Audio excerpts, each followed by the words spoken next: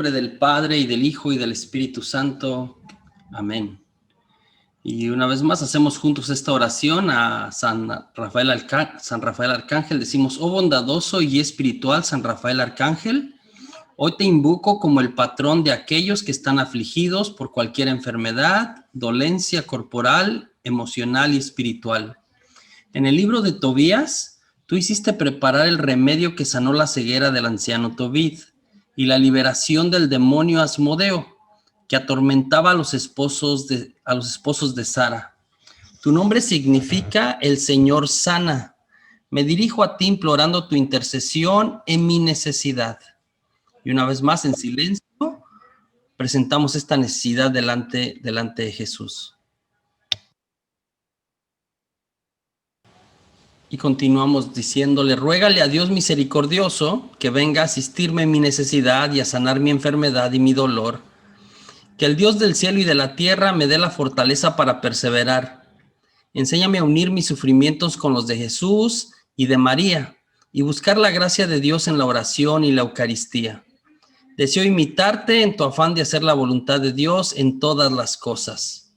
Joven Tobías, te elijo como mi compañero de viaje a través de mi vida, que a menudo parece un valle de lágrimas. Deseo seguir tus inspiraciones a cada paso del camino para que pueda llegar al final bajo tu protección constante y lleno de la gracia de Dios. Oh Arcángel San Rafael bendito, tú te revelaste como el asistente divino del trono de Dios. Ven a mi vida y asísteme en este momento. Concédeme la gracia y la bendición y el favor de Dios que hoy te pido por tu poderosa intercesión. Oh gran médico de Dios, dígnate curarme como lo hiciste con Tobías, si es la voluntad del Creador. San Rafael, recurso de Dios, ángel de la salud, medicina de Dios, ruega por mí y por los míos. Amén. El día de ayer, ¿no? Así súper rápido, comenzamos hablando de la etapa 1. Hablábamos cómo esta abarca del embarazo a los 18 meses, ¿no? De la vida del bebé, ¿no? Es la primera etapa, tomado de Erik Erikson, pues le llama la etapa de la confianza versus desconfianza. Esto es lo que está en juego, ¿no? Adquirir confianza o desconfianza. Hablamos que la relación principal, la relación más importante, ¿no? En este tiempo, por supuesto, en el vientre de la madre y los primeros 18 meses, es la relación con la mamá. Es crucial, es necesaria. De hecho, sin esta hay un riesgo de muerte alto, ¿no? También mencionamos que el elemento esencial en esta relación es la cuestión del contacto físico, ¿no? Entre muchas otras cosas que ayudan al desarrollo, el contacto físico está comprobado por médicos neonatólogos, ayuda a desarrollar las conexiones en el cerebro, ¿no? Y a que todo el desarrollo en general del bebé vaya sucediendo de una o de otra manera. Hablábamos de eso, ¿no? También mencionamos yo les comenté de la historia de la vieja Ana, ¿no? De cómo en este orfanatorio en Alemania, ¿no? Lo único que hacían diferente a todos los orfanatorios de otros lugares y les daba un éxito impresionante es que cuando ya los cuidados médicos y generales se habían como que agotado, le entregaban a los bebés a esta vieja Ana, a una señora que estaba ahí, que los agarraba y lo único que hacía era cargarlos, era tenerlos, era regalarles un momento de este contacto físico, ¿sí? Entonces, eso terminó siendo asunto de vida o muerte para los bebés, ¿no? Asunto de vida y muerte, el que tuvieran eso, ¿no? También mencioné este programa que se desarrolló en Bogotá, en Colombia, respecto a los niños prematuros, que nacen prematuros, y cómo pues lo normal es que se pongan en una incubadora donde se supone que están todas las cuestiones reguladas para el desarrollo, y cómo este programa canguro que consistía en pegarlo literalmente, ¿no? a la mamá, ¿no? Y tenerlo ahí siempre, dio resultados impresionantes en el desarrollo de los bebés prematuros. Madre Teresa nos hablaba de la cuestión de la terapia de las caricias, ¿no? Como otra vez, por supuesto que hay necesidad de comida, hay necesidad de muchas cosas, pero una de las que más tiene el ser humano es la de amor, la de amor. Entonces, hablábamos de la importancia el día de ayer del abrazo, del tacto, en esta etapa de la vida, en realidad en todas las etapas, pero en esta es crucial, ¿sí? En esta es crucial. También mencionamos que todo comienza desde el vientre de la madre, otra vez lo positivo y lo negativo, ¿no? Las cosas buenas comienzan desde el vientre de la madre. Hablamos gente que desde el vientre ha desarrollado cosas impresionantes, que papás que cuidan a sus hijos, que les hablan, que les cantan, que les leen, que le tocan la panza a la mamá, etcétera, ¿sí? Provocan que los niños se desarrollen, los bebés se desarrollen mientras están estos 9 meses en el interior de mamá. Pero que si sucede lo contrario, si hay conflictos, si la mamá llora mucho, si la mamá sufre, si el papá le golpea, si hay muchas cosas, o sea, todas las emociones que la mamá vive de alguna manera por la cuestión química que se maneja con las emociones, termina incidiendo o llegando al hijo, al bebé, ¿no? Hablamos un poquito de eso, cómo llega al bebé estas cuestiones. Entonces, mencionamos otra vez, desde ahí comienza todo, ¿no? Los grandes problemas, ¿no? O las grandes bendiciones, ¿no? Yo mencionaba la cuestión de la psicosis, ¿no? Que son las enfermedades más graves, mentales, se desarrollan desde el vientre de la madre. Las neurosis vienen más tarde de alguna manera. Entonces, las emociones de la madre van directamente al bebé por el torrente sanguíneo, ¿no? Y la placenta le llegan. Concluyamos el día de ayer hablando de, o comentando con nuestra oración lo de la plegaria de Belén. Este experimentar de alguna manera, ser cargado, ser querido, ser apapachado de alguna manera por la Virgen María y por San José y también por nuestros papás, si podemos imaginar. Yo le recomiendo que vuelvan a hacer la oración, no solamente una vez, sino que si pueden, ¿no? Regularmente, entrar en esto que es como una oración de contemplación, es decir, es de entrar en contacto. De hecho, puede ser, yo les voy a mandar el día de mañana más o menos como la estructura.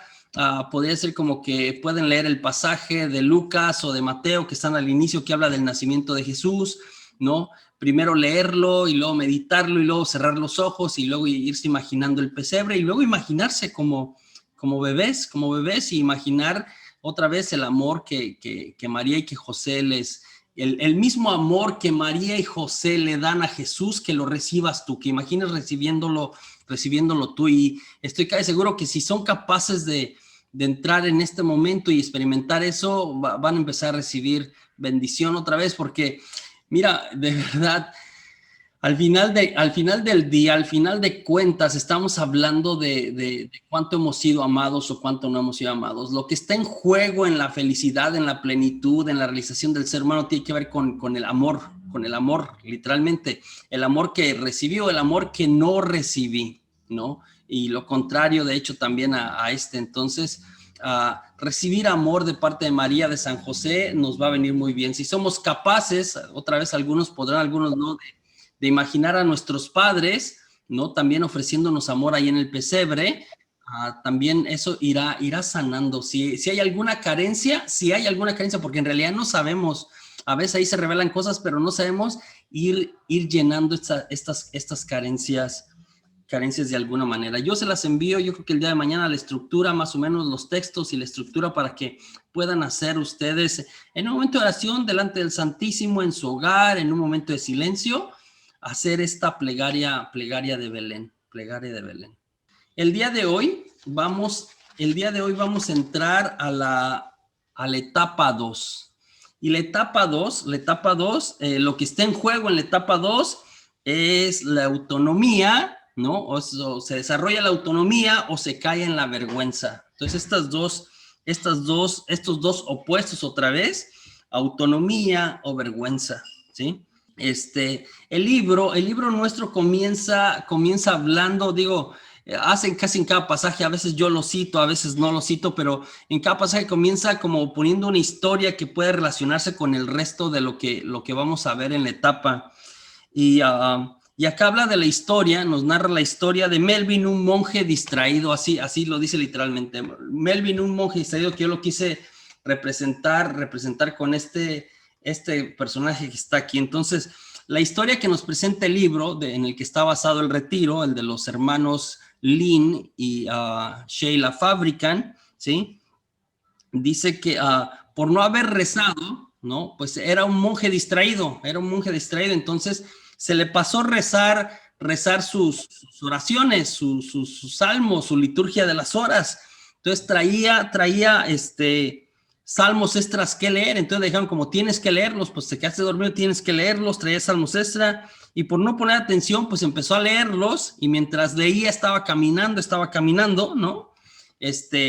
Empezó a caminar y estaba leyendo, dice la historia, y caminó muy lejos, y por estar distraído leyendo y no viendo por dónde caminaba, se cayó a un precipicio, ¿no? Probablemente usted ha escuchado este ejemplo en otro tema, ¿no? Por ahí creo que en el de fe y conversión, del de querigma, si alguien lo ha vivido, o del de evangelización o vida nueva, se cuenta eso. Entonces se cayó al precipicio, pero mientras caía, ¿no? Corrió con la suerte, o una versión parecida a esto, corrió con la suerte de tomarse de una rama, ¿no? Y el ejemplo que nos presentan aquí, o la acepción del ejemplo que nos presentan aquí los autores, es que entonces cuando estaba agarrado de la rama, gritó auxilio, hay alguien allá arriba, ¿no? Alguien allá arriba que me ayude, auxilio, empezó a gritar. Entonces se abrieron las nubes, se abrió el cielo, y se escuchó una voz que le dijo, yo te ayudaré, ¿estás dispuesto a hacer lo que te pida? Le preguntaban a Melvin, el monje distraído. Por supuesto, digo, tras está urgido, ¿no? Necesita ayuda, por supuesto. ¿Qué quieres que haga? Le pregunta Melvin, el monje distraído a Dios, y le dice, pues que te sueltes de la rama. Entonces el monje se queda así como que empezando, como, espérame. ¿Y tú quién eres? Replicó el Melvin, el monje. La voz contestó, soy Dios. Melvin se quedó pensando, ¿sí? Y después gritó otra vez, ¿no hay alguien más allá arriba? ¿No hay alguien más? ¿Cuál es la moraleja de esta historia? Queremos que las cosas siempre sean como yo quiero, y si no son como yo quiero, a veces, pues mandamos a volar a quien sea, ¿sí? ¿Por qué? Porque esta etapa, el niño empieza a diferenciarse, ¿sí? A ver cierta autonomía, porque está caminando, se empieza a desplazar, empieza a hablar. Entonces hay varias cosas que suceden, ¿sí? Y a veces es una edad no tan sencilla de alguna manera. Erickson dice que esta etapa está ligada al desarrollo muscular y el control de las eliminaciones del cuerpo. Entonces, acá es cuando, en este tiempo es cuando se puede entrenar al niño generalmente a que empiece a hacer del baño de una manera organizada, ¿no? Este desarrollo es lento, otra vez, como su habilidad muscular y su habilidad motriz, ¿sí? De alguna manera, y control de las dimensiones del cuerpo, es lento y progresivo. Puede ir de los 18 meses más o menos a los 3 años, el promedio. Sí, a los 3 años hay niños que a lo mejor se pueden tardar un poquito más, y ahí ya se habla de un poco de retraso en estas cosas de un desarrollo más o menos normal. Es lento y progresivo, y no siempre es consciente y estable. Por ello, ¿no? Por ello el bebé, por ello el bebé pasa por momentos de vergüenza o de duda. Entonces, el bebé inicia el control, ¿sí? El control y una creciente sensación de afirmación de la propia voluntad, que él puede hacer cosas, de un yo naciente como tal, ¿no? De un yo naciente. Se afirma muchas veces oponiéndose a los demás.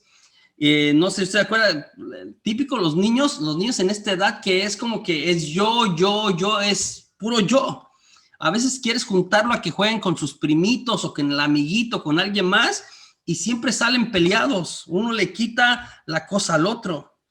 el niño empieza a experimentar su propia voluntad autónoma, ¿no? A veces hasta de una manera así como que tosca, puede ser niño o niña, pueden ser los dos. Pasa más con los niños, me parece, pero también las niñas de alguna manera desarrollan en esta etapa esto. Más impulsivos, de alguna manera. Y estas se dan oscilando entre la cooperación y la terquedad. La cooperación y la terquedad, ¿no? Las actitudes de los padres y su propio sentimiento de autonomía son fundamentales en el desarrollo de la autonomía del infante. Entonces, esto es parte del desarrollo normal del niño, el que vaya controlando sus esfínteres, el que vaya de alguna manera viendo sus límites y también que se ubica, mira, empieza a verse separado de su mamá. Todo este tiempo está como muy unido, pero ahora se ve separado de su mamá. Entonces, se descubre a sí mismo como tal, ¿no? Aquí se establece, por decirlo así, lo que llamamos una primera emancipación de varias que hay a través de la vida, pero la primera emancipación de no estoy pegado a mi mamá, aunque la primera es cuando sale del vientre, pero después todavía es muy cercano a la mamá, ¿sí? Entonces, es la famosa etapa del no, ¿no? Tú le dices, oye, Juanito, haz esto, no. Juanito, haz aquello, no. Es la etapa del mío, ¿no? Todo es mío, todo es mí, de alguna manera. Todo es mí, ¿no? Es lo que llaman los terribles dos, the terrible twos, dicen en inglés, ¿no? Es la etapa que le llaman toddlers, que no es la primera infancia, sino que es en este tiempo de los 2 años. El niño trata de hacer su propia voluntad y choca con la de sus padres, sus hermanos, sus compañeritos, ¿no? Si ya lo metiste al maternal o no sé cómo le llaman, pre-kinder o pre-kinder, alguna cosa, choca y con la de las personas a su alrededor. Pero separándose en esta etapa se descubre y comienza a experimentar cierta independencia, comienza a experimentar cierta independencia. A la que llamamos comúnmente como el destete, se le llama como destete, ¿no? Comienza a caminar, hablar, expresarse, ¿no? En este tiempo, al inicio de la etapa, empieza a decir palabras y en este tiempo van de más o menos 20 palabras a 200 palabras en el lenguaje que empieza de alguna manera a adquirir, empieza a tener control sobre sus esfínteres, ¿no? Si le da vergüenza, ¿no? Si le da vergüenza que se hizo, porque ya lo están entrenando, si le da vergüenza que se hizo, trata de esconderlo, ¿no? Yo no sé, otra vez, probablemente nosotros no nos acordamos de cómo lo vivimos nosotros, pero los que ya son papás, muy probablemente se acuerdan cómo lo vivieron sus hijos. Trata de esconderlo. Es el clásico niño o niña que te dice, no me hice. O sea, como que lo volteas a ver, como el papá y la mamá ya lo olieron, ya huele el cuarto completo, ¿no? Ya huele el espacio donde estás, como que, caray, ¿qué pasó aquí? ¿No? Y lo volteas a ver como que, Juanito, te hiciste, o no sé cómo le diga, de alguna manera, ¿no? Y el niño dice, no me hice, ¿no? Aun cuando huele y se le ve el bulto en el pañal, ¿no? Pero es que se empieza a desarrollar en esta etapa el sentido de la vergüenza, ¿sí? El sentido de la vergüenza. La clave en esta situación, otra vez, ¿no? Entonces dice aquí Erikson que el niño empieza a experimentar su propia voluntad autónoma, las fases impulsivas, lo que ya había dicho, ¿no? Establece en diversas formas, la conducta del niño se da oscilando entre la cooperación y la terquedad. Entonces, las actitudes de los padres, esto es muy importante en esta etapa, las actitudes de los padres y su propio sentimiento de autonomía son fundamentales. Entonces, ¿cómo reaccionamos? Entonces, el niño está en este proceso de controlar sus esfínteres, en este proceso de controlar su entorno, en este proceso de independizarse, en este proceso normal.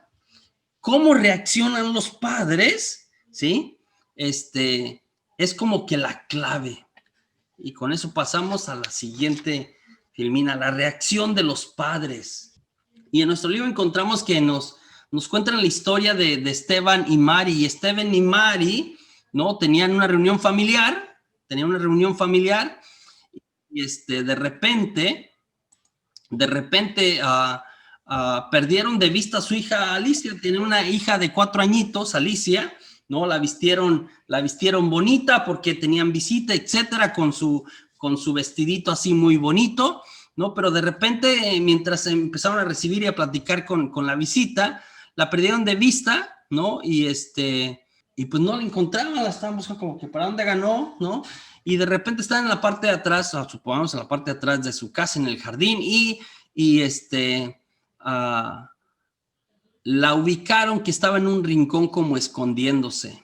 Y la cuestión es que se había hecho pipí. Entonces Alicia se había hecho pipí 4 años, ¿no? Ya supone que era un tiempo en que ya no se debería de hacer, que ya estaba entrenada, pero se había hecho pipí por cualquier razón, se había hecho pipí en su ropa. Y entonces el papá, ¿no? Se da cuenta que está por allá, la mamá está ahí platicando y le dice, déjame ir y me encargo de a ver qué pasó con Alicia. Está como que ya como asustadita, no sé qué pasa, se pone de pie el papá, ¿no? Y y va y con toda la calma del mundo le pregunta qué pasa, ¿no? La niña ni siquiera contesta, sino que señala pues que se hizo pipí. Y el papá súper tranquilo, ¿no?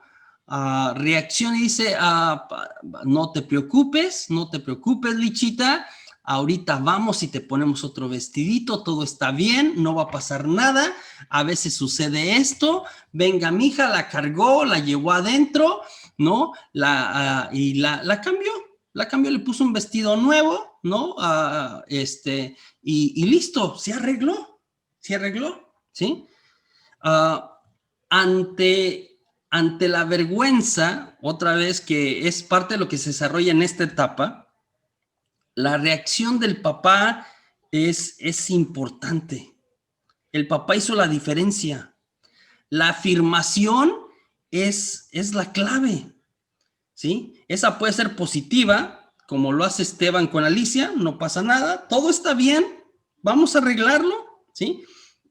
Pero también incluye la capacidad de en ocasiones decir, en este mismo tiempo, de decir un no firme cuando el niño escoge algo equivocado, porque sí empiezan a hacer cosas y a tirar y a aventarle a su hermanita, también ahí es imposible, digo, de alguna manera ir formando también esta parte. Una parte, hay una vergüenza, la vergüenza, porque estamos hablando aquí de dos opuestos, la autonomía versus la vergüenza. Entonces, la autonomía es lo que estamos buscando, pero desarrollar una vergüenza, y vamos a hablar de eso también el día de mañana, desarrollar una vergüenza sana también, aunque suene raro lo que estoy diciendo, una vergüenza sana es bueno para toda persona. Pero otra vez, un no firme cuando el niño escoge algo equivocado también es importante. También es importante en esta etapa, si no desde aquí empezamos a chiflarlos a lo mejor de más, ¿no? El niño va a medir con los papás en esta etapa,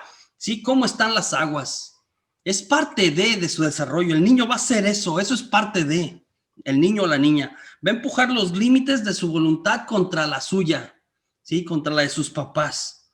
Entonces, sin firmeza y sin límites, si a este niño en su etapa de los terribles 2 no se le puso ningún límite, ¿sí? Se le dejó que hiciera, que le cortó la cabeza al muñeco del amiguito y casi usted le aplaudió en lugar de decirle no se hace eso, ¿no? Yo ahorita arreglo, mijito, y a ver cómo le compramos, usted siga cortándole la cabeza a los muñecos del vecino.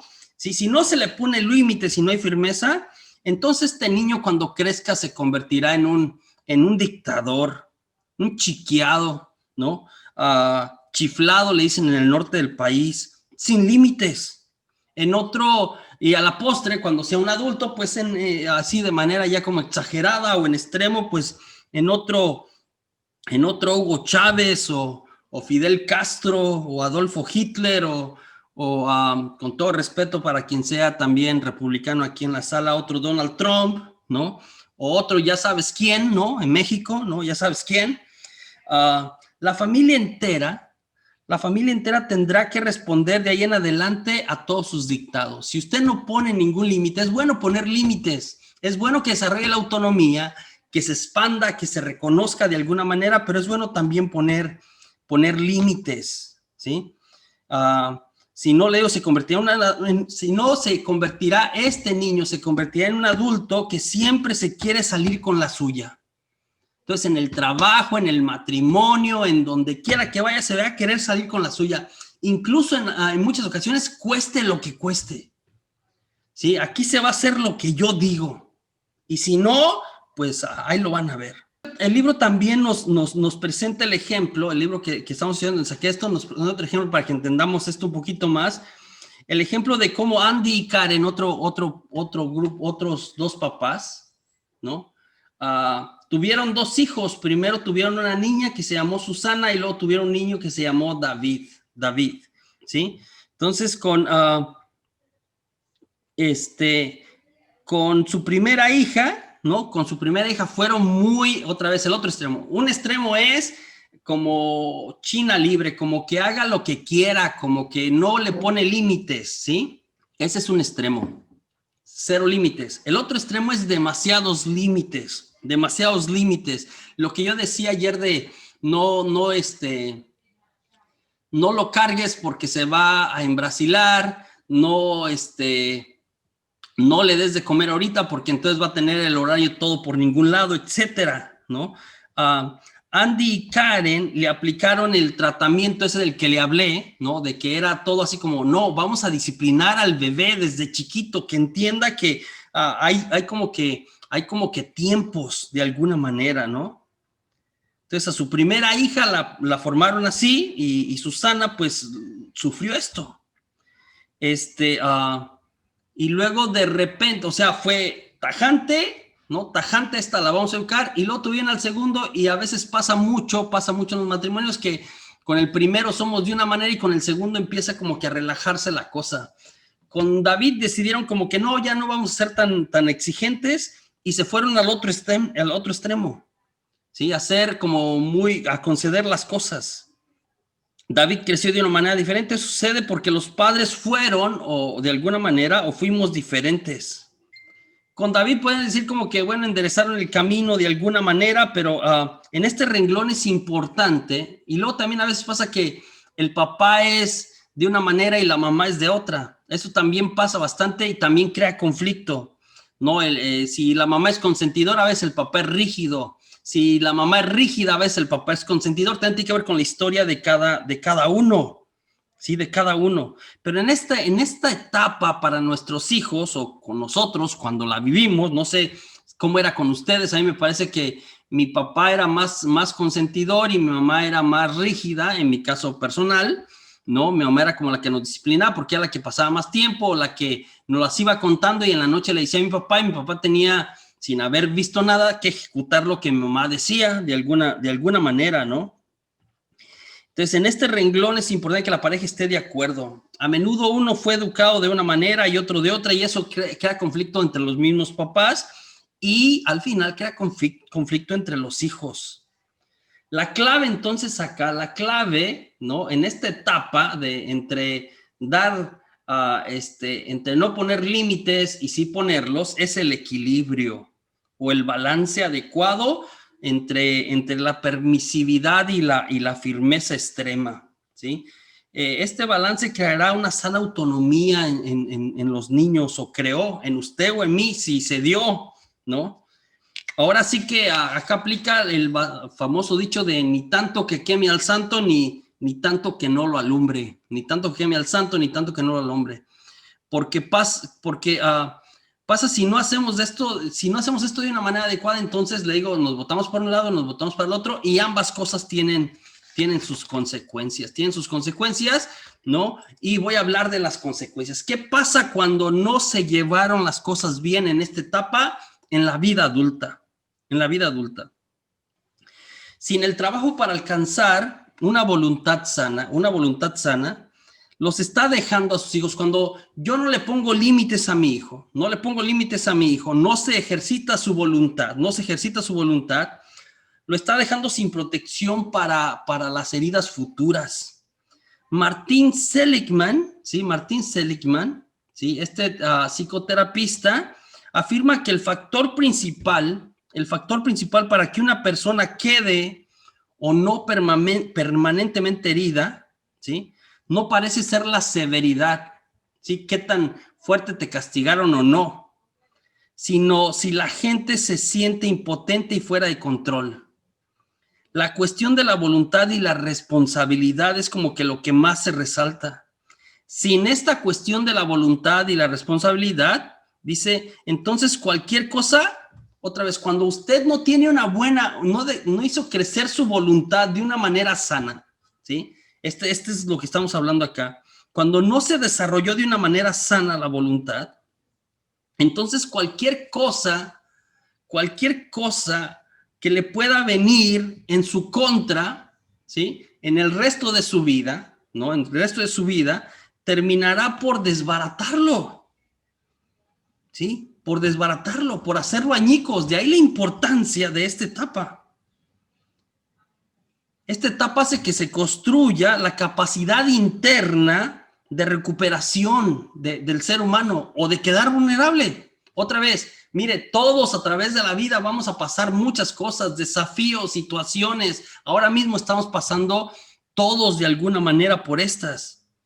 Si en esta etapa se construyó la capacidad interna de recuperarse, una voluntad, entonces va a pasar estas cosas, pero va a brincarlas. Pero si no se desarrolló, entonces se va a romper. Entonces va a sufrir mucho cuando sea adulto. Entonces, tener control sobre las situaciones a mi alrededor depende de esto. Si usted ve, a veces en una misma pareja reaccionamos diferente, ¿sí? Ante más o menos la misma situación. Es decir, no sé si usted le ha tocado ahorita, ante la misma enfermedad, el saber que tienes la enfermedad del COVID, digo, hay una parte biológica, ¿no? Que depende cómo esté el cuerpo y el sistema inmunológico, un montón de cosas, pero psicológicamente también hay una respuesta, ¿no? Y se han hecho ya también varios estudios, algunos estudios en esta línea, ¿no? La gente que se desanima entonces hace que su sistema inmunológico no funcione como debe funcionar, etcétera.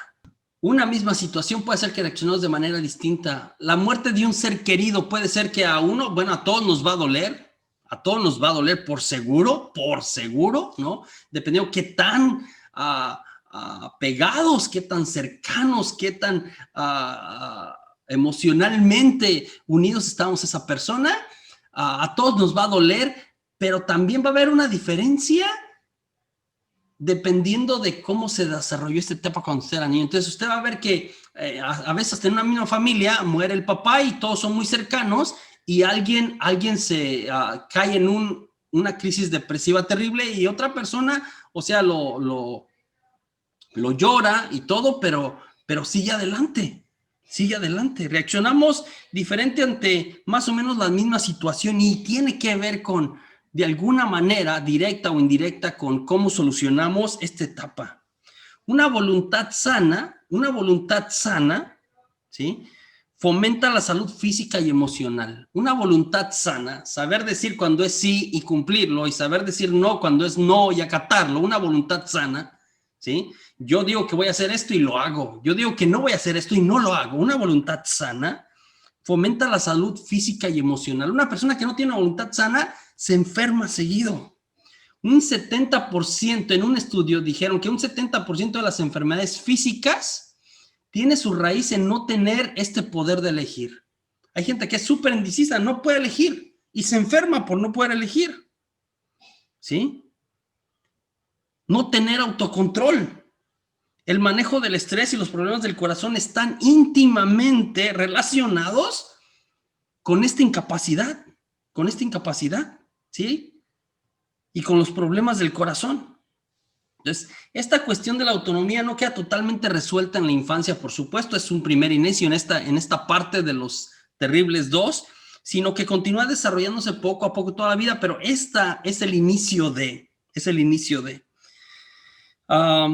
Estoy pensando que, no sé, yo lo viví con mis hijos de alguna manera, no recuerdo honestamente, tengo una memoria medio vaga de cuando yo tenía esta edad, un día la corroboré y fue por un proceso de un ejercicio psicológico que hicimos cuando estaba en el seminario, pero estoy pensando que el niño no quiere comer tal o cual alimento, ¿no? Estoy pensando en esta edad, tal o cual alimento, entonces pues a veces toca que los papás sean así como que muy creativos, ¿no? No se quiere comer su papilla de y usted quiere introducirle a las papillas de, no sé, de verduras o de, no lo sé, cualquier otra, ¿no? Entonces acá toca ser creativo y utilizar el truco del avioncito, ¿no? Para hacer que el niño coma chícharos, ¿no? O lo que no le gusta, ¿no? O este de yo me como una y tú te comes otra, ¿no? De alguna manera. Se trata, pues, en esta etapa de aprender a decir sí, lo que había dicho, y cumplirlo, decir no y acatarlo. Una persona sin voluntad, ¿no?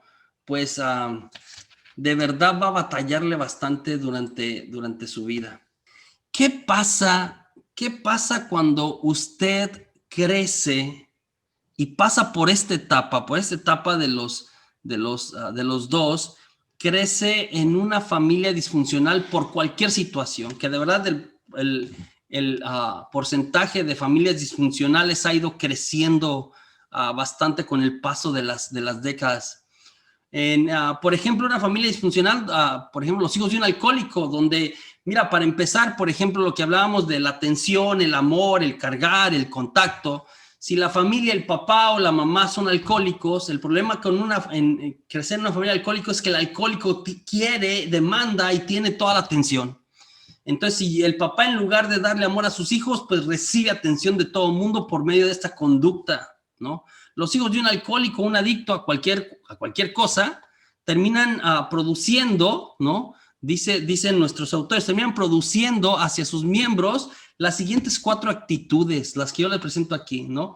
Entonces, cuando alguien crece en una familia disfuncional, con problemas, y puede ser, le digo, de alcohol o adicto a cualquier otra cosa, o que se gritaba mucho, que nadie ganaba, etcétera, ¿sí?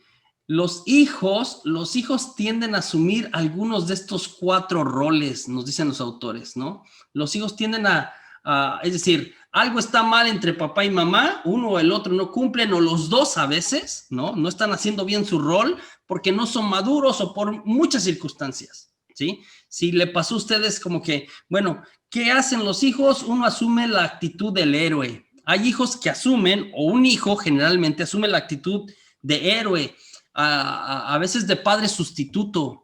Pasaba mucho en nuestros tiempos cuando íbamos creciendo, que si el papá estaba ausente, ¿no? Como mencioné ayer, que mi papá se fue a Estados Unidos y entonces no lo conocí por mucho tiempo, o si el papá abandonaba, o si el papá estaba ausente por sus propios rollos, ¿no? Entonces, un hijo, generalmente el mayor, no siempre tiene que ser el mayor, pero generalmente así es, puede ser otro, la hace del héroe, ¿no? Hace de padre sustituto, ¿no? Este hijo es muy destacado generalmente en el estudio, en el deporte, le echa muchas ganas, le hace del héroe, como que es el como que trata de salvar la familia, disfuncionalidad de la familia. Otro hijo, dentro del mismo sistema, ¿no? Otro hijo o alguien, o de entre los mismos hijos que hay, o uno, en lugar de hacerle de héroe, o otro la hace de chivo expiatorio, o niño problema, Este hijo, el que hace chivo expiatorio, generalmente se porta mal y expresa la tensión familiar. Es decir, lo que está pasando allá lo proyecta alguien y es el niño mal portado. Y generalmente él se ofrece como que lo que está mal allá lo proyecta el niño, de chivo expiatorio. Una tercera actitud que se desarrolla en una familia disfuncional es la del payasito, ¿no? La del payasito, la del que siempre anda contando chistes. Es el clásico muchachito que crece y se hace adulto así. Digo, estos roles se siguen en la vida adulta muchas veces, ¿no? Bromea de todo hace chiste, ¿no? Y finge que nada le preocupa, puede estar en medio funeral y contando chistes, ¿no? La hace del payasito, así es como maneja o enmascara o cubre sus emociones que están reprimidas por estar en esta familia disfuncional. Y el cuarto rol, ¿no? Que se puede tomar es el de, le llaman el perdido solitario. Y es el clásico, yo no sé si usted creció de alguna o de otra manera en una familia más o menos disfuncional, cuál de estos roles adoptó cuando iba creciendo.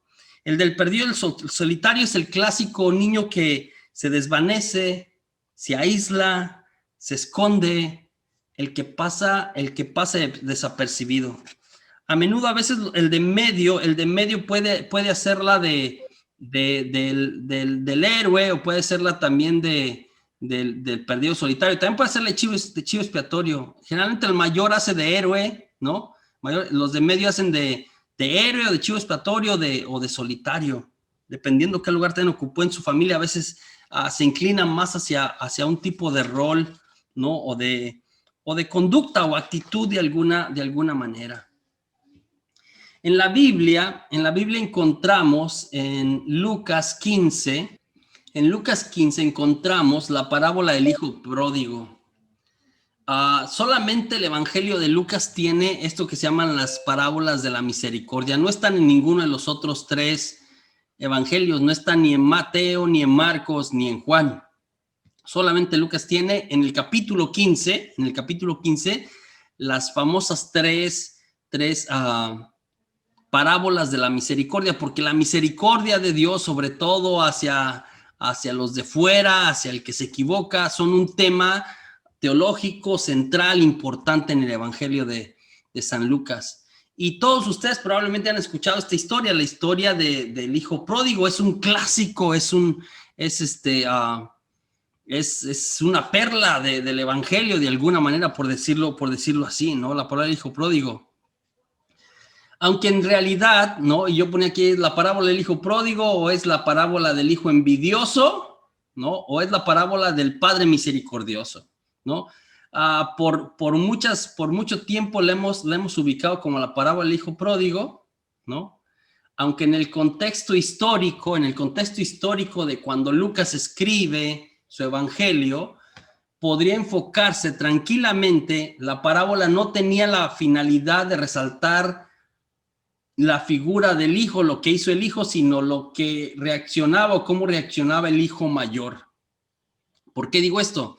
Otra vez escribió por ahí entre el año, creemos, 75, 85 después de Cristo. En este tiempo, las comunidades judío-cristianas, el judaísmo y el cristianismo, que al principio estaban fusionados. Yo le recuerdo Jesús fue judío, los apóstoles eran judíos.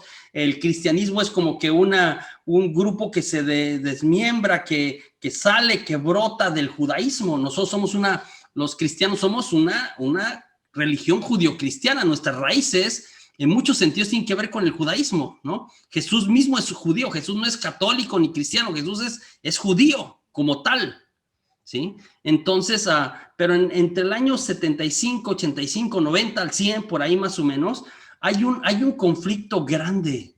Hay un conflicto grande entre los judíos clásicos y los cristianos como tal, y empieza como que una batalla, y la actitud de los judíos es la actitud del hijo mayor. Tratan al cristianismo naciente como el hijo menor, como nosotros somos los que nos lo merecemos. O sea, la bendición de Dios tiene que venir sobre los judíos, no sobre ustedes nuevos que hablan del tal Cristo y que no cumplen la ley, etcétera. Es la actitud del hijo mayor. En ese sentido, le digo, la parábola podría tratarse tranquilamente del hijo mayor, no del hijo menor o el pródigo. Cuando terminaba el segundo milenio, ¿no? A finales de los 90, el Papa Juan Pablo II convocó a que celebramos el milenio, el nuevo milenio, el tercer milenio. Salió una carta y preparativos, ¿no? El nuevo milenio Ineunte, el documento, y celebramos cada año el año del Padre, el año del Hijo, el año del Espíritu Santo, etcétera. Y en el año del Padre se resaltó y se hablaba de la parábola, pero en lugar de hablar de los hijos, se hablaba en la parábola hizo énfasis en la imagen del Padre misericordioso, ¿no? Yo le voy a invitar que nos enfoquemos en ambas actitudes ahorita, que le entendamos la parábola. Le voy a explicar un poquito la parábola, que le entendamos desde cada uno de sus puntos, pero sobre todo hagamos énfasis en el amor del Padre y cómo de alguna manera, lo meto aquí porque cómo de alguna manera forma la voluntad de sus hijos, la actitud del Padre. Entonces, tenemos acá a un hijo ¿no? Al hijo menor que pide, ¿no? Aquí está el hijo, está aquí el hijo menor, aquí está el hijo mayor, enojado. El hijo menor pide la parte de la herencia que le toca. Pedir la herencia, mira, pedir la herencia en el siglo primero, digo, pedir la herencia ahora es una falta de respeto para los papás, pero pedir la herencia en el siglo primero es una grosería horrible, ¿sí? Es una grosería horrible. En el contexto del siglo primero, en el contexto de la cultura, ¿no? Del Medio Oriente, era como decir como muérete, papá, no me importas, ¿sí? Es fuerte que el hijo menor pida la parte de herencia, como dame lo que me toca y me voy. Es decir, no me importas. Sin embargo, y el papá junta la parte que le toca y se la entrega, ¿sí? El papá, otra vez, un papá misericordioso, que esa figura la vamos a resaltar otra vez, se le entrega, ¿no? Entonces, respeta la voluntad de su hijo, aunque está tomando una mala decisión. Y dice que se va a un lugar muy lejano, y también en el contexto de la Biblia entendemos el pasaje de esa manera. O sea, siempre que yo, José Juan, otra vez, y acá hablamos de pecado, de apartarme de Dios, siempre que yo caigo en pecado me alejo de la casa del Padre, me alejo de la presencia de Dios. Acá dice que esta actitud de pedir la herencia, esta actitud de salirse de la casa, ¿sí? Dice que se va a tierras muy lejanas. Habla de alejamiento, ¿sí? El alejamiento tiene que ver como entre más lejos me vaya de la casa del Padre, en peores cosas caigo. Termina diciendo que se malgastó todo y se le acabó el dinero, y no tenía nada que comer. Y entonces se tuvo que poner a buscar trabajo. Entonces, este hijo que tenía todo, ahora no tiene nada, ¿sí? Está lejos de la casa del padre y aquí lo pintan como muy bonito, ¿no? Aquí el puerquito parece hasta como su mascota, pero en la cultura, en la religión judía, en el siglo primero y hasta el día de hoy todavía, cuidar cochinitos, cuidar cerdos, es lo peor que le puede pasar a un judío. Yo le recuerdo que los judíos tienen una gran lista, en Levítico, una lista de lo que llaman los animales impuros, los animales que no los comen, que no se acercan a ellos, que no los tratan.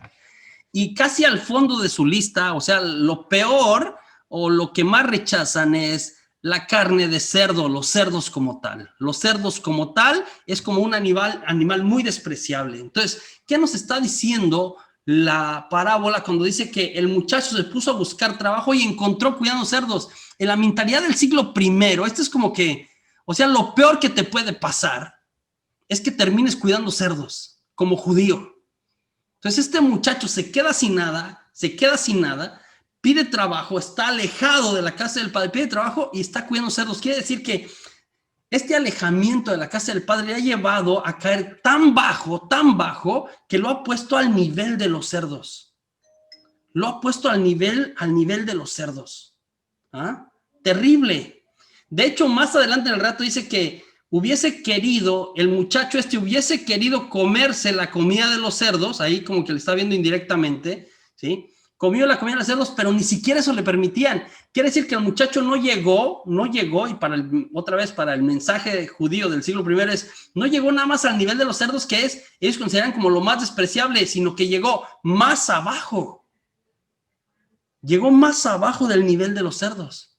Y es cuando está más abajo del nivel de cerdos, como lo que nosotros llamaríamos tocar fondo, a lo peor que puedes llegar, que entra en sí mismo y recuerda que en la casa de su padre tenía todo, ¿no? Y es cuando decide, voy a regresar, igual que no me llame hijo, pero voy a regresar.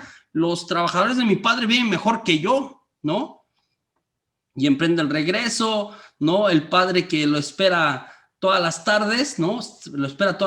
Cuando lo ve que viene llegando, sale corriendo a su encuentro, y salir corriendo no era una costumbre, de hecho era una cosa que se veía mal. Cuando la gente adulta de respeto no corre para encontrar a la gente más joven, era al revés.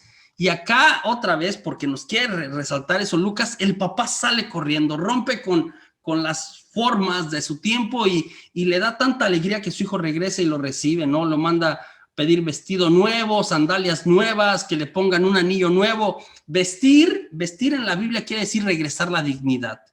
Que él dice que le pongan vestido nuevo es regresar la dignidad. Yo le recuerdo cuando Adán y Eva pecan, si usted lee con calma el capítulo 3 de Génesis, dice al final que Dios hizo unos vestidos para Adán y Eva, que los vistió, quiere decir regresar la dignidad. Aquí que el Padre mande que le pongan un vestido nuevo, quiere decir como que le regreso la dignidad. Él viene a decir que ya no soy digno de ser hijo tuyo. Entonces él lo viste y le habla de dignidad, le pone las sandalias y es dignidad. El anillo es como una tarjeta de crédito sin límite en el siglo I, ¿sí? Le regresa todos sus bienes, ¿sí? Otra vez, con el anillo sellaban contratos, entonces los intercambios comerciales era como, tu anillo era como que, con lo que sellabas, era como una tarjeta de crédito sin límite, literalmente en el siglo I. Entonces, pónganle el anillo, no es nada más que tenga un anillo puesto, es, le regreso la dignidad, lo tomo como mi hijo otra vez y tiene derecho a todo lo que es mío, es lo que está diciendo el Padre. Y ahí termina siendo una fiesta. El único que sale mal acá es el becerro gordo, lo tienen que matar. Un banquete y una fiesta, otra vez celebración. Y entonces regresa, ¿no? Y luego dice que por la tarde, cuando va regresando el hermano mayor de sus vueltas, de lo que hacía para su papá y para ellos, escucha el ruido y manda a llamar como que explícame qué está pasando, y el sirviente le explica y se indigna el hermano mayor de tanto tiempo, yo sí me porto bien, el clásico hijo que se cree el bueno, ¿no? Que se cree el bueno y que se hace el indigno. Entonces el papá tiene que salir. Acá, ojo con esta actitud. El papá vino y salió por el hijo menor que estaba perdido, pero viene y sale por el mayor que, aunque no se fue, escúchame bien, esto es importante. El hijo mayor, aunque no se fue, también estaba perdido. O sea, vivía en la casa, no se fue y se malgastó nada, pero vivía en la casa y aún no había entendido nada. No había entendido el amor impresionante del padre hacia su hermano y hacia él. Entonces el papá tiene que salir 2 veces. Sí, tiene que salir 2 veces. No es si le termina cayendo el 20 o no. Lo importante acá es, el papá es capaz de salir por los dos. Es capaz de salir por los dos. Es este amor profundo que los afirma en quiénes son, en su autonomía. La autonomía y nuestra imagen de Dios. Yo mencioné ayer que vamos a hablar de esto, ¿no? En cada sesión también, cómo, si se desarrolló bien la autonomía, cómo es mi relación con Dios, pero si no se desarrolló bien mi autonomía, sino mi vergüenza, cómo me voy a relacionar con Dios. Podemos, dependiendo de cómo pasamos esta etapa, relacionarnos con Dios de estas 3 maneras, que puse aquí como representadas simbólicamente, ¿no? La primera es, si yo fui un niño mimado, que no tuve límites, puede ser, si yo no tuve ningún límite, ¿no? Puede ser que yo trate a Dios como mi mandadero, literalmente. Chantajeamos a Dios, la gente que chantajea a Dios, ¿no? Esta gente que se cree que se merece todo de todos, incluyendo de Dios. Entonces, que cuando se dirige a Dios es yo reclamo, yo dicto, tú prometiste, ahora me cumples, ¿no? Así como que tú tienes que hacer esto por mí, tú tienes que arreglarme esta bronca que me metí, tú tienes que sanar a mi mamá, tú tienes esta actitud de pues sí, de yo le digo a Dios lo que quiero que Él haga para mí. El opuesto, ¿sí? El opuesto de vergüenza, ¿no? De vergüenza extrema, ¿no? Es crear una conciencia escrupulosa de todo es malo, como la Chabela, ¿no? Este es como un personaje cómico, no sé si lo han visto en El Salvador, pero en México sale un programa y la Chabela va y se confiesa con el padre, ¿no? Y si ha visto el programa, ¿no? Si ha visto el programa, ahora en YouTube puede entrar y a lo mejor accesar. Si ha visto el programa, la Chabela se confiesa de cosas que no son malas, pero que cuando las está relatando al padre son malas. No es como que a mí me gusta esto, alguna vez lo vi y sé de qué trata, pero no es como que mi programa favorito, es hasta medio vulgar, por decirlo así. Pero bueno, otra actitud puede ser como la Chabela. Vivo avergonzado de mis sentimientos negativos, ¿no? No me lo merezco. A menudo estas personas desarrollan una conciencia escrupulosa. Todo es malo, todo es malo. Todo es malo y ven ven con ojos escrupulosos para todos lados. Y esto me ayuda de alguna manera a mí a ocultar mi voluntad al mismo Dios. Aparento que vivo perpetuamente sonriente, pero en realidad no tiene voluntad. Una de las frases favoritas de las personas que desarrollan esto, ¿sí? Porque a lo mejor crecieron con mucha vergüenza, ¿sí? Cuando le preguntan, ¿qué quieres hacer? Lo que tú quieras. Si quieres. Y si no quieres, pues también está bien, ¿sí? La tercera actitud en relación a Dios, cuando se crece en una autonomía sana, en una voluntad sana en relación con Dios, es como la de Jesús en el huerto del Getsemaní. Voy a hablar al final, ya casi estoy terminando, ¿sí? Con más detalle de esta actitud. Mis deseos más profundos los alineo con los de Dios. Paso del deber al querer. A veces nosotros hemos hecho una religión mucho del deber, porque hoy a misa es que debo ir a misa, es que tengo que ir, es que dice el mandamiento, no, del deber al querer. Esta es la verdadera confianza en Dios, en abandonar, en aceptar desde mi voluntad, ¿sí? En querer hacer de alguna manera lo que Dios también quiere para mí. Los recuerdos de esta etapa. ¿Cómo recordamos esta etapa? ¿No? Yo sugería aquí como que una manera de empezar a recordar esta etapa, o tener memorias o ver qué, pues las fotos nos ayudan. Si hay algunas fotos ya de esta edad nos van a ayudar así como que, aunque las fotos siempre tomamos como que las cosas bonitas, no va a haber fotos donde, o a veces hay, pero es muy extraño que está triste o de algún evento, no, generalmente las fotos es bien vestiditos, todos sonrientes, pero ayudan para algo, pueden ayudarnos. Cuando yo voy al álbum familiar de fotografías, puede ser que el ver aquellas fotos me conecte con algunas otras cosas que estaban pasando alrededor, ¿no? Algún familiar que nos lo recuerde, ¿no? Algunos es posible que lo recordemos nosotros, sobre todo por los, si los recuerdos son especiales, ¿no? Me hicieron una fiesta importante cuando cumplí 2 años, o me vistieron de Superman cuando cumplí 3, o me presentaron al templo y pasó esto, alguna cosa, los recuerdos especiales, o si sucedió un recuerdo traumático, si ya en esta edad, si el papá abandonó, si te golpearon, si te abusaron, cualquier cosa, también esas cosas tienden a estar ahí, ¿no? A recordarse si papá murió, si se fue, si una cosa puede pasar en esta etapa y que la recordemos, ¿no? A veces algún familiar puede recordarnos, ¿no? Mi papá, mi mamá, nuestros hermanos mayores, no, es que tú eras así o tú eras asá, ¿no? De alguna manera. Yo, por ejemplo, no me acordaba mucho de esta etapa, y recuerdo que una tía mía, hermana de mi papá, que la vi muy pocas veces en mi vida, yo creo que solamente una vez la vi en mi vida, fue esta vez que me dijo esto. Esta tía había estado en Guanajuato y después se mudó a vivir a la frontera, San Luis Río Colorado, y ahí vivió toda su vida, hasta el día de hoy vive allá, ¿no? Y yo nunca la he visto más, ¿no? Pero esta tía, cuando yo estaba pequeño, cuando yo tenía como, no lo sé, como, ¿qué será?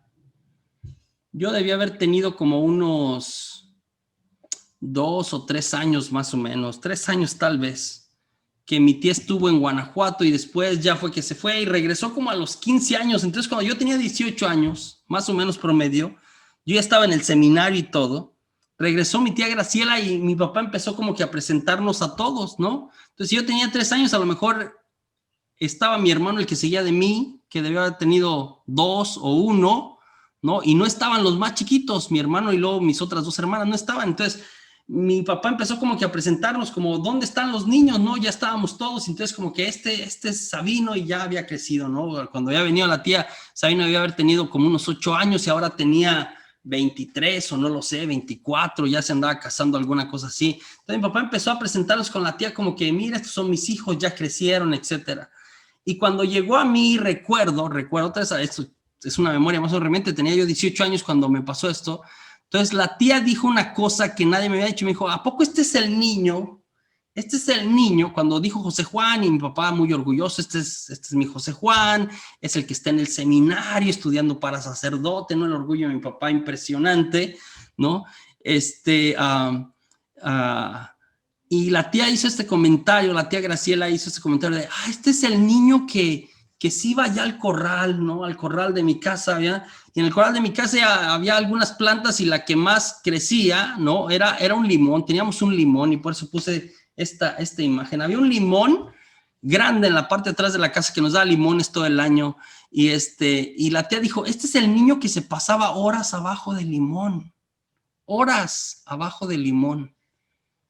Yo no me acordaba de eso. Sí recuerdo que cuando yo iba creciendo, y algunos de ustedes a lo mejor pensarán que no es así, pero yo era cuando yo fui creciendo era un niño más bien, era de los roles que yo mencioné en mi familia, más o menos disfuncional, yo creo que más menos que más, pero yo desarrollé mucho el del perdido o el solitario. Como era el de medio, ¿sí? El de medio pasaba desapercibido, entonces me la pasaba, mis hermanos a veces no me juntaban para jugar, mis papás pues no me ponían atención, ¿no? Porque éramos un montón, porque cuando yo nací, como a los meses, un año ya había nacido mi otro hermano, mi hermana más grande todavía estaba chiquita relativamente hablando, entonces, en fin, no tenía mucha atención. Entonces yo la pasaba solo mucho, ¿no? Y sí, era súper retraído, súper serio. Cualquiera que me conoce ahora, bien, ¿no? Dirá como que porque soy bien parlanchín y muy extrovertido y muy social y hago plática de todo y amiguero y todo. Entonces diría que no fue así mi infancia, pero sí, de niño fui muy encerrado por la cuestión de que pues no sentía que nadie me hacía caso, ¿no? De alguna manera. Después cambió un poquito la situación, pero me di cuenta de que me la pasaba bajo de limón por mucho tiempo solito, porque la tía lo dijo. En una ocasión que estuve en terapia, una de las cosas, parecido a lo que estamos haciendo nosotros ahora, una de las cosas que me hicieron es como que ir a limón, ¿no? Ir y recordarme a mí mismo, ¿no? Y ir a Limón, y yo, José Juan, así como adulto, ir a Limón y luego verme, ¿no? Ver a mi niño, ver a José Juan de 3 años allá abajo de Limón, ¿no? Y hacer un diálogo, ¿no? Y abrazar a José Juan, ¿no? Fue un momento así de mucha sanación para mí, abrazarlo y afirmarlo y decirle que valía mucho, que era importante, que etcétera, ¿no? Etcétera. Y yo, José Juan, como saliendo al encuentro de lo que se llama esta terapia de mi niño interior de alguna manera. Entonces, podemos recordarlo de muchas maneras. De la forma que sea, nos habla de cómo éramos y del ambiente en que crecimos, del ambiente familiar en que crecimos. ¿Cómo se puede sanar esta etapa? ¿Cómo sanar esta etapa? La etapa, ¿sí? De los terribles dos, la etapa en que tenemos que desarrollar la autonomía o que se empezó a dar la vergüenza y la vergüenza extrema puede ser, ¿no? El libro nos presenta el ejemplo de Miguel. Miguel tenía un hermanito, ¿sí? Miguel tenía 4 años o 5 años y tenía su hermanito bebé. Y entonces Miguel empezaba a ir al prekinder, al preescolar, ¿no? Y en la mañana, pues su mamá los cuidaba a los dos y arreglaba a Miguel y le hacía su lonche para que, su desayuno, su almuerzo, para que se lo llevara al preescolar, ¿no? Y alguien venía y se llevaba a Miguel, y ella se quedaba con su hermanito, que tenía un hermanito bebé que todavía estaba en cuna. Y hubo una ocasión, dice el libro, que a la mamá se le olvidó que tenía que echarle algo a la mochila de Miguel, a su mochila, y entonces le dijo, Miguelito, quédate aquí con tu hermanito, no, mira a tu hermanito, quédate aquí con tu hermanito, y regreso bien rápido, porque se me olvidó echarte esto, lo voy a buscar dónde quedó. Y la mamá se fue y Miguelito se quedó al lado de la cuna de su hermanito y su hermanito se dio vuelta. Y Miguelito tenía 4 años, no sabía qué hacer. El hermanito se dio cuenta y quedó boca abajo. Y pues bastó ahí un rato en que, y la mamá se tardó porque no encontraba, ¿no? Y quedó, y no pudo respirar el niño un tiempo, y pues se murió el niño. Entonces cuando regresa la mamá, mira que el bebé está volteado, ¿no? Mira que el bebé está volteado y que no reacciona, le da vuelta que no reacciona, y Miguelito se asusta, y le empieza a decir la mamá, ¿qué pasó? ¿Qué le hiciste al niño? ¿Por qué? Y alguna cosa, y Miguelito se asusta, ¿no? De alguna manera. Después él como que se echa la culpa de que por su culpa se murió su hermanito. Y desde ahí en adelante, ¿no? Desde ahí en adelante, cuentan los autores, Miguelito ya no quería ir a la escuela. Y fue todo un proceso poder hacer a la escuela porque él ya no quería dejar a nadie en su casa, porque él pensaba que si dejaba a alguien en su casa se podía morir. Que si pasaba lo que su mamá hizo de se fue y se murió su hermanito, y de él se echaba la culpa también de que se murió su hermanito, entonces si él se iba, se podía morir su mamá, y entonces no se quería ir de alguna manera, ¿no? Entonces, este tipo de traumas, ¿no? La autora, la esposa de Dennis, otra vez, los autores son Matthew, que es un sacerdote jesuita, Matthew Lynn, y su hermano Dennis, que está casado con Sheila Fabricant.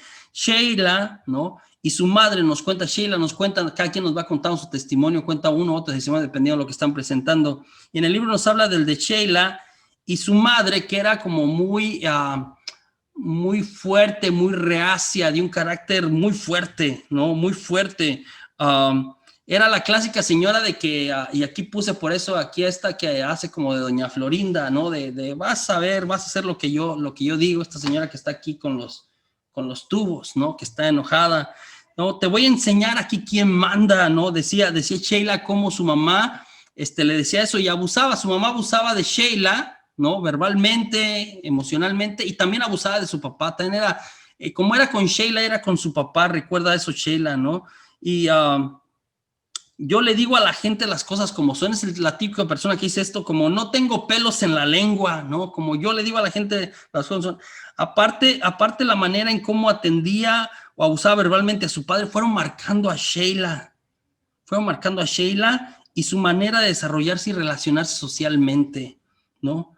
Estas cosas de alguna manera nos marcan lo que pasa en nuestra vida, ¿sí? Nos pueden generar miedos que pueden quedar ahí encerrados de alguna manera en nuestra vida y que después aparecen en el resto de nuestra vida adulta, El niño que se pierde, por ejemplo, en una fiesta o en un lugar donde hay mucha gente, o lo dejan encerrado en un cuarto oscuro, se encuentra, tiende a desarrollar miedo, por ejemplo, al compromiso, a la relación, al matrimonio, a cualquier proyecto, miedos que crecen, que son pequeñitos, y mira, esto es lo impresionante, son pequeñitos a lo mejor en esta edad, pero cuando eres adulto se catapultan, se hacen más grandes. Pues el testimonio de esta noche respecto a esta etapa nos lo va a compartir Claudia.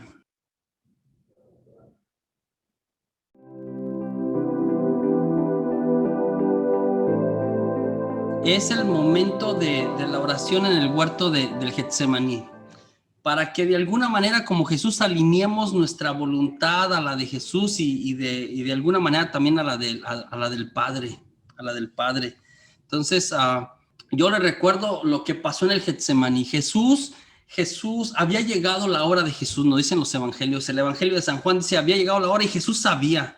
Entonces, después de la cena, después de la última cena y que le lava los pies, Jesús, como de costumbre, hacía esto casi siempre, en las noches, cuando ya no estaba rodeado de nadie, entonces salía a los montes, hay algunos lugares cercas, y hablaba con su abba, con su papá.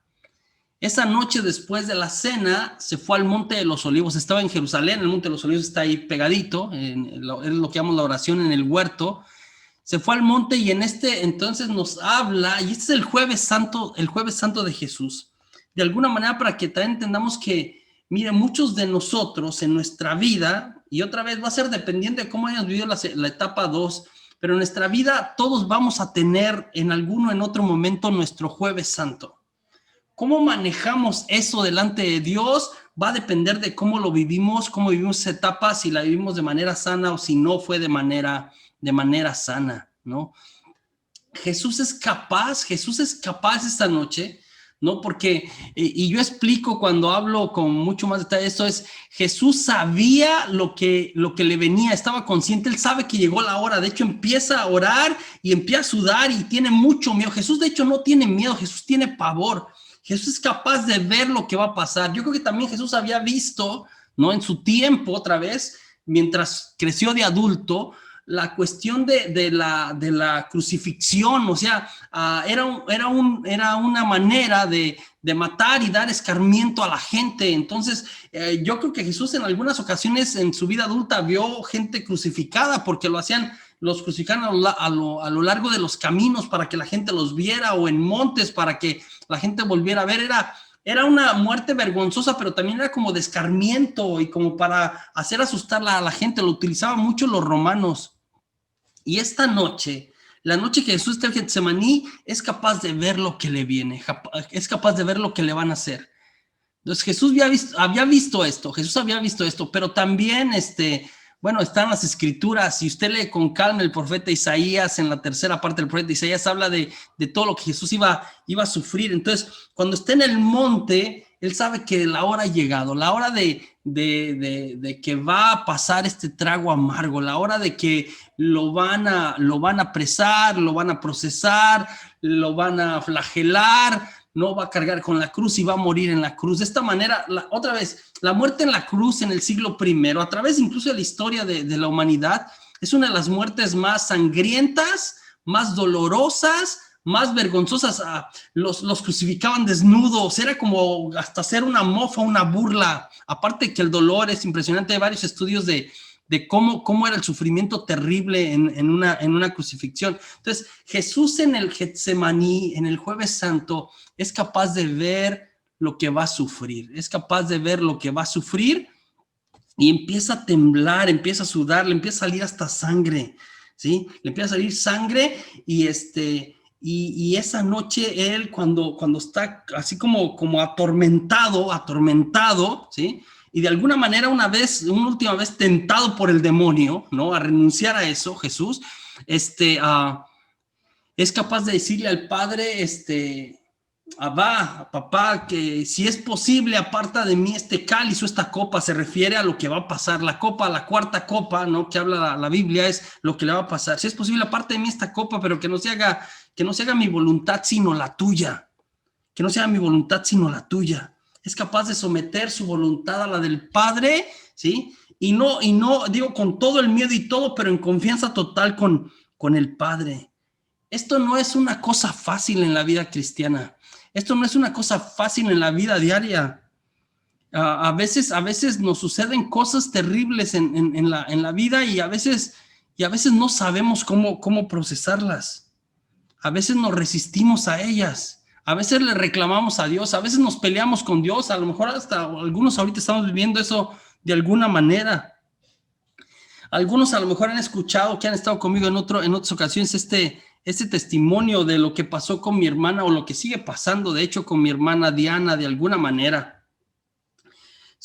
La penúltima de la familia es una mujer, se llama Diana, ¿no? Diana debe tener ahora como unos 38 años, más o menos, creo, por ahí, 38, 39 años, por ahí, promedio. Y Diana, mi hermana, cuando nació, nació con un problema del corazón. Una de sus válvulas del corazón no se terminó de desarrollar en el vientre de mi mamá y pues había una complicación y podía haber cosas que puedan terminar siendo fatales si no se hacía algo. Entonces, durante los primeros meses de vida de Diana, mis papás pasaban en el hospital con ella, estaban en citas cada rato en Sucenos de Guanajuato. Entonces seguido están en León, a veces los mandaban hasta Guadalajara porque en León no había lo que mi hermana necesitaba. Y los primeros 2 años fue de mucho doctor, de estarla monitoreando, de ver cómo progresaba, etcétera. Al final, a los 2 años, por la edad y por todo, tuvieron que intervenirla quirúrgicamente. Le hicieron una operación de corazón abierto para arreglarle ese problema que tenía, ¿no? Y entonces, pues en la operación, ¿no? Tenía 2 añitos, pues le hicieron varias transfusiones de sangre o no lo sé, las que necesitaba en aquel tiempo en México en los 80s, pues no revisaban la sangre que tenían en algunos hospitales. Y bueno, eso es lo que concluimos ahora. En realidad era así, no había un control así como ahora hay tan extenso de ver que la sangre que van a poner a alguien sea como que bien revisada, en fin. Pensamos que todo estuvo bien. Al parecer a mis padres dijeron que la operación había sido un éxito. Diana no tuvo complicaciones con su corazón, no los tiene hasta el día de hoy. Entonces salió y tuvo una vida normal, ¿no? Creció, fue a la escuela, corría, hacía cosas, su corazón funcionaba perfectamente. Se hizo una muchacha grande, ¿no? Empezó a andar de novia y se casó. Yo ayer les platicaba un poquito de mi hermana Laura, ¿no? De mi hermana Laura, que es la que sigue de mí. Pues yo tengo 4 hermanas, ¿no? Yo tengo 4 hermanas, 4 hermanos y 4 hermanas y yo. Entonces, de mis 4 hermanas, pues de mis 4 hermanas, ¿no? Ayer hablé de Laura, su esposo violento, ¿no? Le pegó muchas veces. Parece que ahora ya como que se calmó, pero muchos años, o sea, y después se hace una relación codependiente de violencia, de maltrato, se acostumbra, etcétera. Psicológico también medio dañada la cuestión, pero mi otra hermana, la más grande, también se casó súper chiquita, también de adolescente.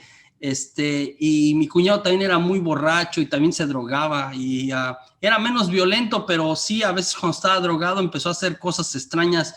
Mi hermana, de hecho, la más grande, está dejada, no está con mi cuñado porque una vez de muchas, ¿no? Acá en Estados Unidos, pues empezó a querer pegarle a mi hermana drogado y mi sobrina, que ya estaba medio adolescente, 13, 14 años, le habló a la policía y la policía vino y levantó un reporte y pusieron a mi cuñado en la cárcel y luego lo deportaron y bueno, al final, digo, no están juntos hace varios años, pero eso. Luego está mi hermana la más pequeñita, que es Tere, y también es su relación con su esposo a veces están bien, a veces están mal, ya se dejaron una vez, ya se volvieron a juntar, también es medio extraña.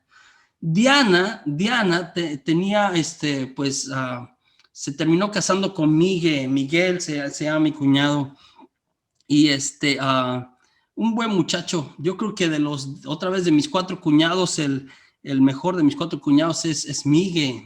Digo, otras a lo mejor no voy a decirlo, pero fue así. No, Miguel trataba a mi hermana como se debe tratar a la esposa, o sea, como se debe tratar, como una reina. Trataba a mi hermana bien, con respeto, bien, la traía para todos lados, era buena gente, no era borracho, era amable, era trabajador, buena gente, Miguel, muy buena gente. Y al principio estaban intentando embarazarse para tener bebé y no pegaba, no venía el bebé, no, y después de tiempo, me parece que fueron algunos años de que se casaron, finalmente mi hermana se embarazó.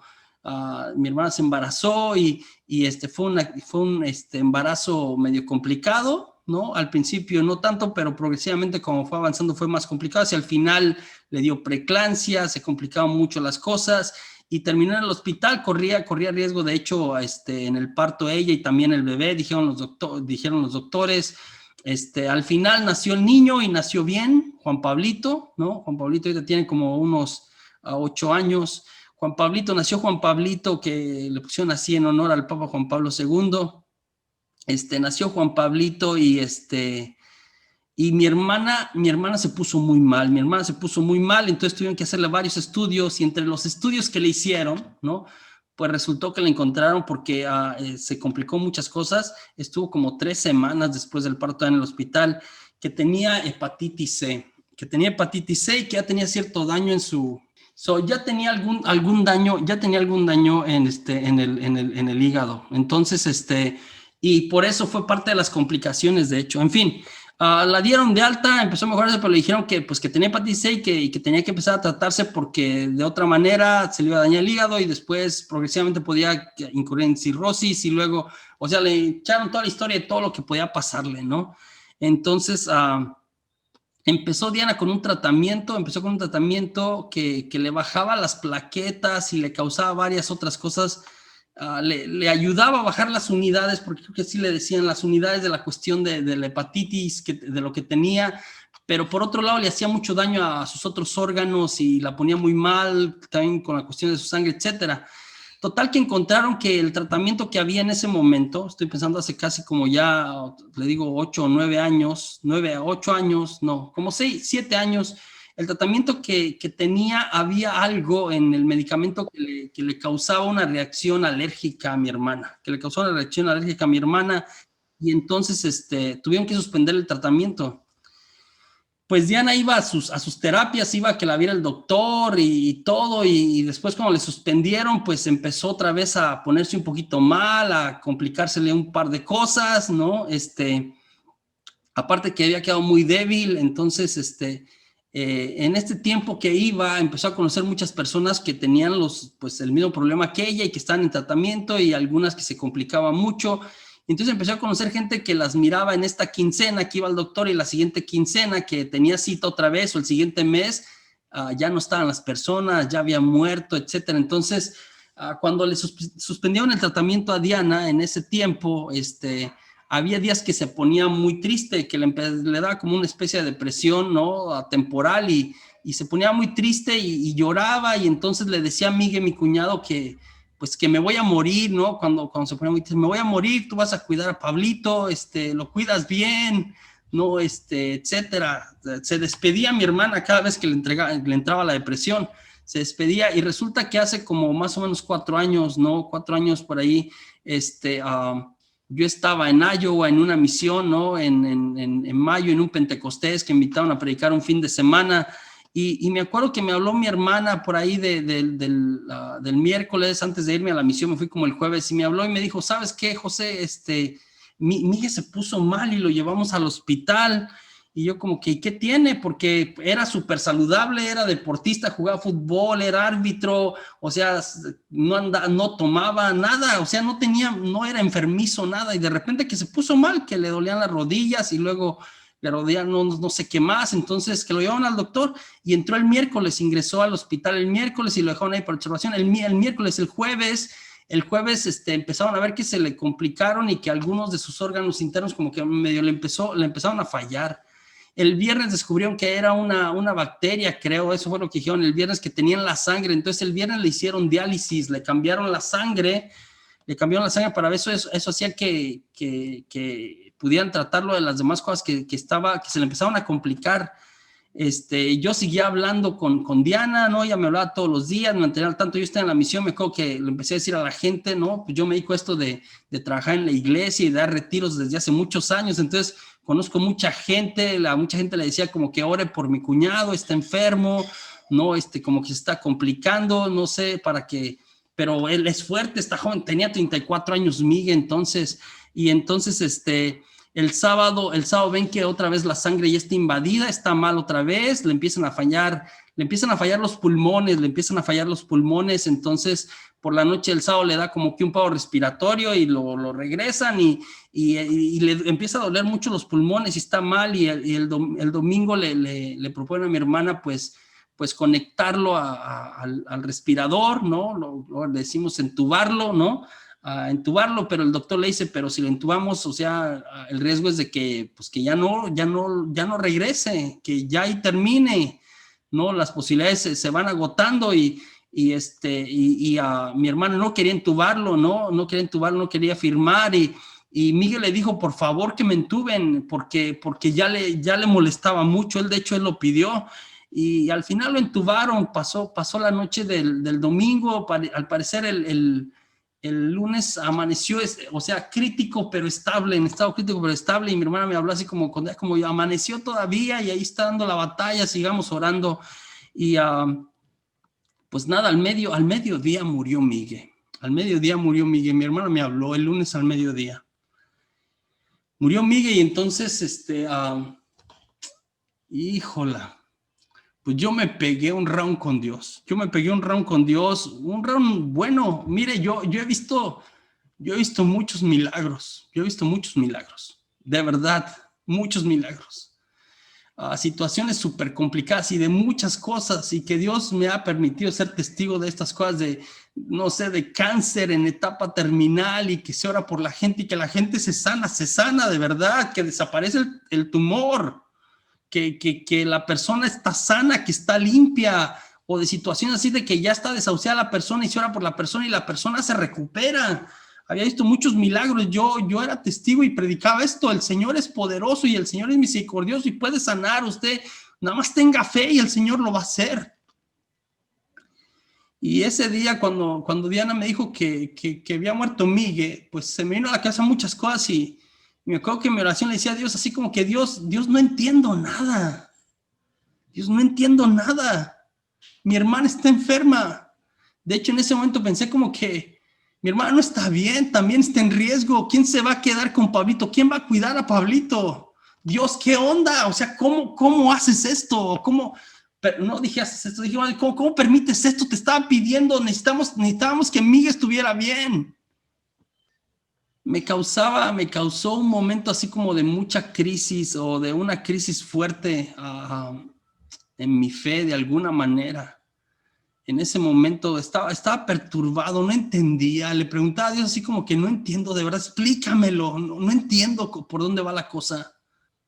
Y lo único que se vino a la cabeza fue María.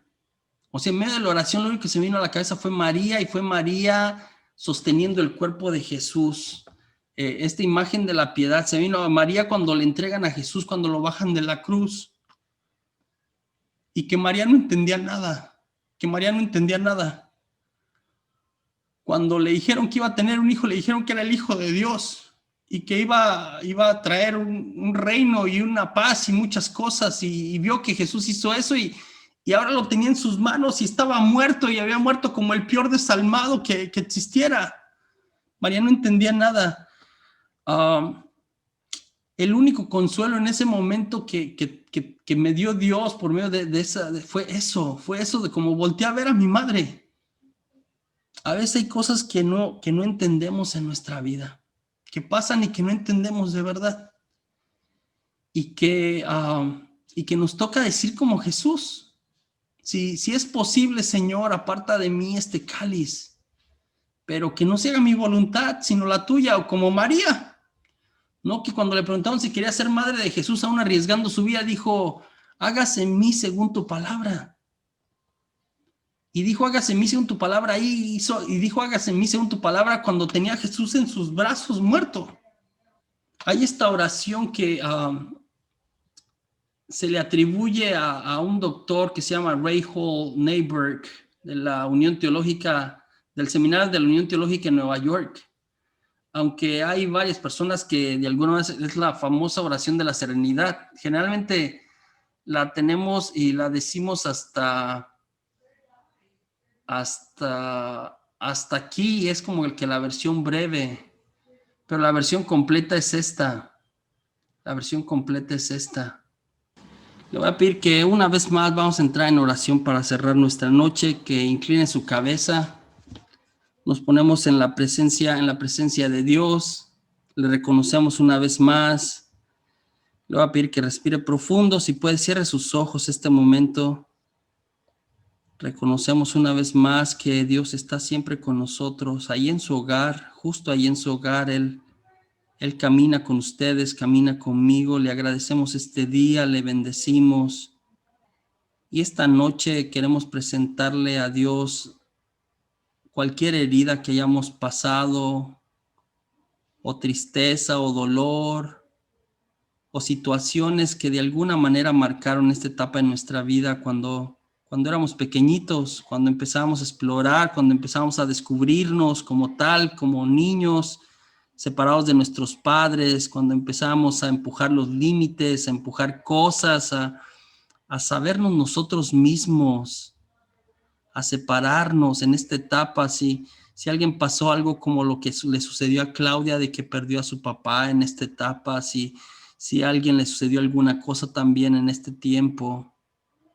Pero hoy también, en esta oración, esta noche, quiero que le traiga a Jesús alguna cosa, a Dios le presente alguna situación que ha vivido y que hasta el día de hoy de alguna otra manera aún no la ha reconciliado, no la entiende, puede ser hasta una cosa reciente que ha pasado en su familia o en usted, y que se ha preguntado, como yo lo hice en mi momento, así como que, ¿qué pasó, Dios? ¿Por qué? ¿Por qué me pasó esto? ¿Por qué nos pasó aquello? Si es la pérdida de un ser querido, si es una situación en el matrimonio, en la familia, con un hijo, estas cosas que a veces no entendemos y ahí vamos cargando y nos hacen daño y nos causan tristeza y también nos causan alejarnos de Dios muchas veces. La muerte de un hijo, la muerte de un ser querido, de un padre, de un hermano, de alguien cercano. Hoy vamos a unirnos a Jesús y le voy a pedir que se imagine a Jesús en el huerto del Getsemaní. Que se imagine a Jesús aquella noche del Jueves Santo, cuando se debatía entre lo que le iba a pasar, cuando fue capaz de percibir todo el sufrimiento, cuando Jesús pudo ver los clavos que le iban a traspasar, lo que le iban a hacer, la corona de espinas, la sangre derramada, las burlas, las escupidas, todas estas cosas. Y en medio de tanto pavor, tanto miedo, tanta tensión, fue capaz de decir: Padre, si es posible, aparta de mí este cáliz, pero si no, que se haga tu voluntad y no la mía. Te invito a que cualquiera que sea la situación, cualquiera que sea la cuestión que necesitas sanar esta noche, a causa de esta etapa o en cualquier etapa de tu vida, te pongas de rodillas ahí a un lado de Jesús y le presentes tu tristeza, le presentes tu dolor, le presentes tu situación, incluso tus preguntas. Y pido esta noche que el Señor te dé la gracia no de entender, porque a lo mejor esto nunca pasará, pero sí la fortaleza de, como Jesús, aprender a decir: Señor, aunque no entiendo nada,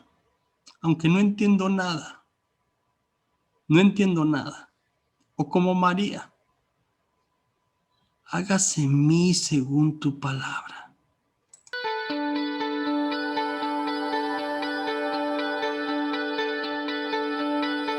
Y abrimos nuestros ojos. Hacemos oraciones de canto.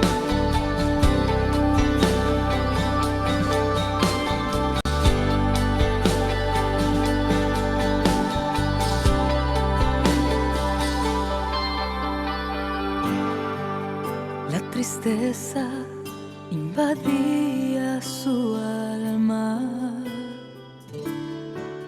se acercaba la muerte y no encontraba la calma, se sentía angustiado, la agonía había comenzado. Era tanto el dolor, se hizo ofrenda, aceptando sufrir por un pueblo pecador. Era tanto el valor, tan grande la entrega, enfrentando morir como prueba de su amor. Y mírame a mí, renegando ante la dificultad, dejándome ante la enfermedad. Y mírame a mí, reprochándote ante la necesidad, buscándote ante la felicidad. Si tú lo diste todo por mí, ¿qué más puedo yo pedir? Hágase tu voluntad en mí.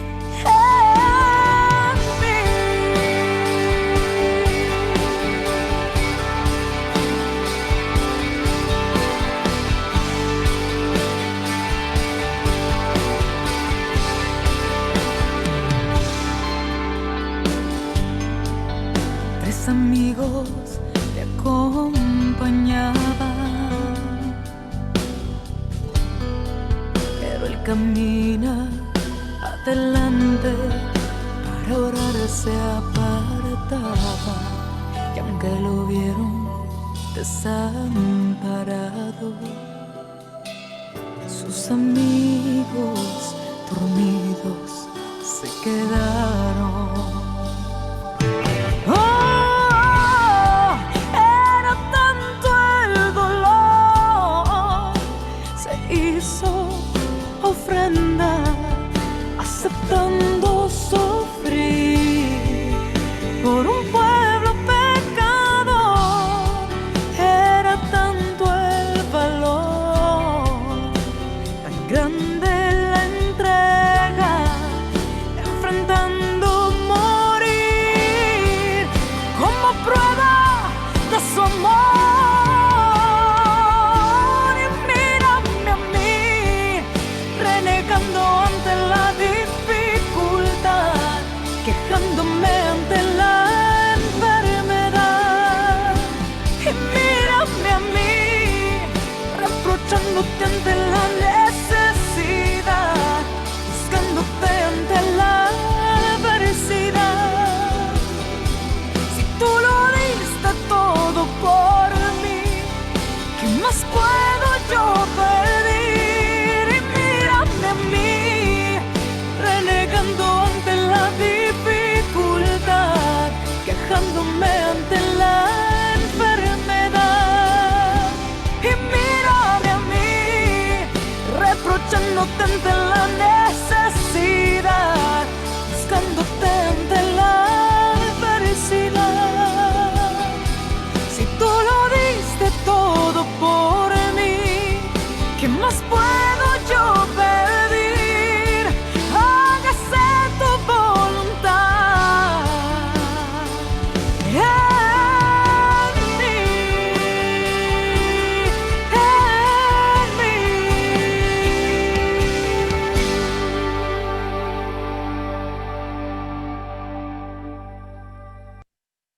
Hace 2 semanas que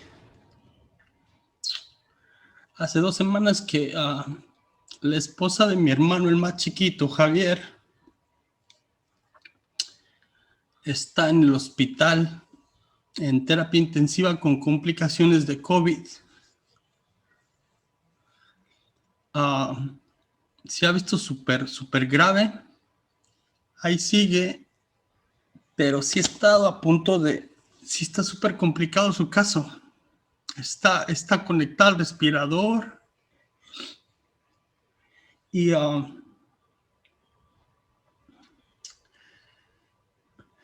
pues no me imagino ni cómo la está pasando mi hermano, aunque está hablando con él todos los días, pero ha de ser terrible.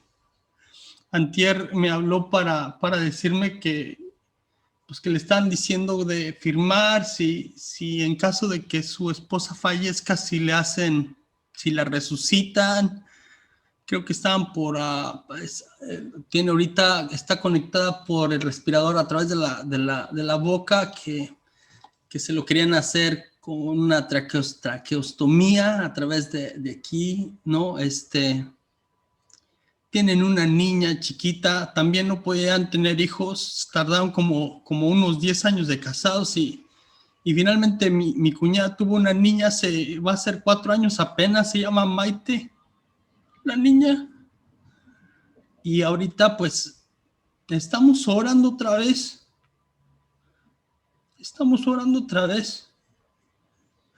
Toda la familia y los amigos.